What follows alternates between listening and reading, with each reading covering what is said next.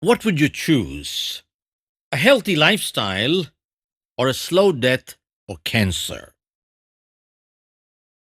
Folks, the objective of this presentation is to build a healthier lifestyle by preventing tobacco related diseases and death, such as cancer, heart attack, and other diseases.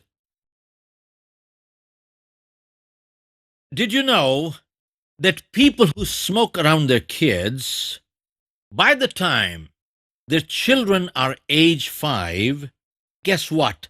How many packs of cigarettes would they have inhaled involuntarily? Take a guess. 102 packs. Did you know that? And here, parents wish their kids a happy, long life. Have you ever seen a child born with a cigarette? Folks, 100% of human beings are born as non-smokers.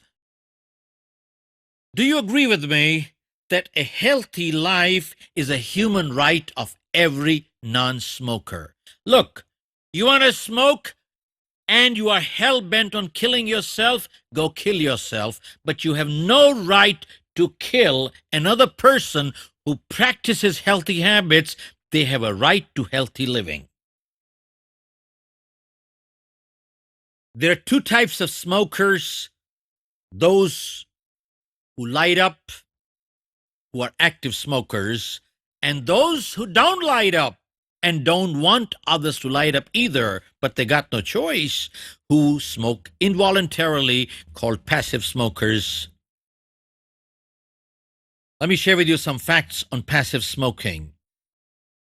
1 out of 8 people who die of tobacco-related diseases is a non-smoker in India.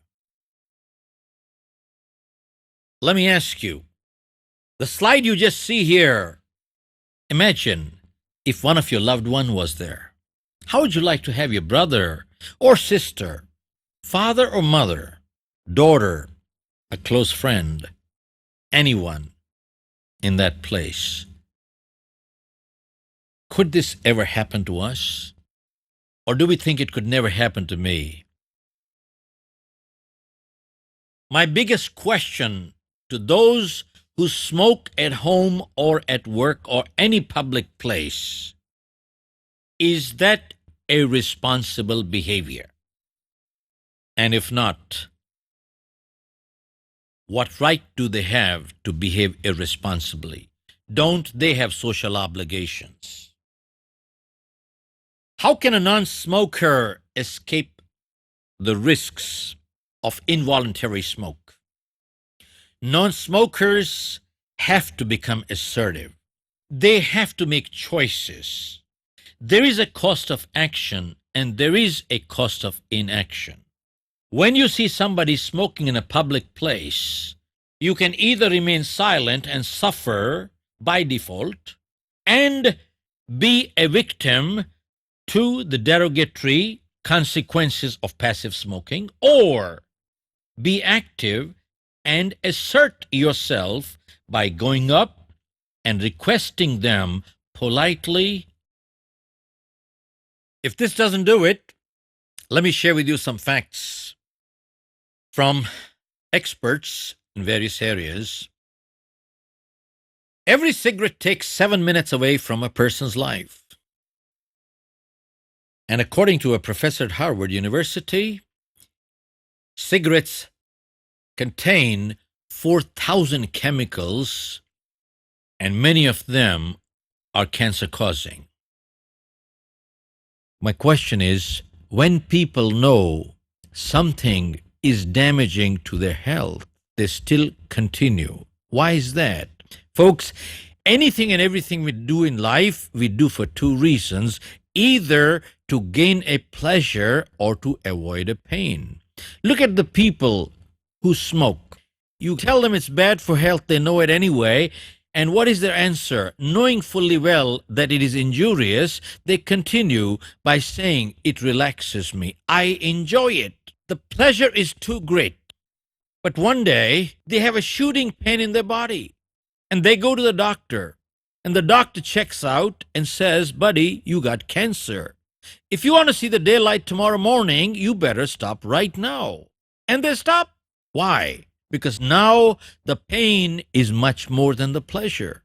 Folks, why go through learning the hard way?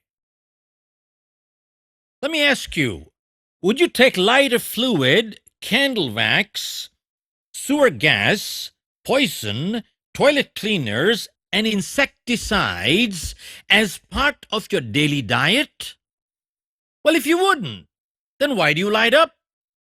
Do you realize that every time we light up a cigarette, we are inhaling all these poisons and putting them into our body, which affects us mentally and physically all the way?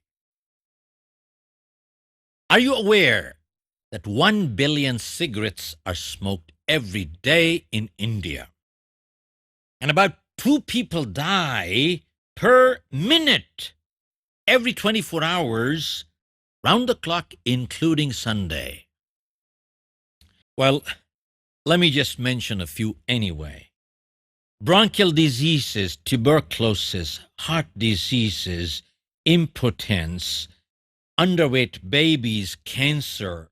Folks, let me ask you, did you know that about 80% of lung cancer is caused by smoking? Isn't that horrendous? And isn't it avoidable? 80% of lung cancer is caused because of smoking?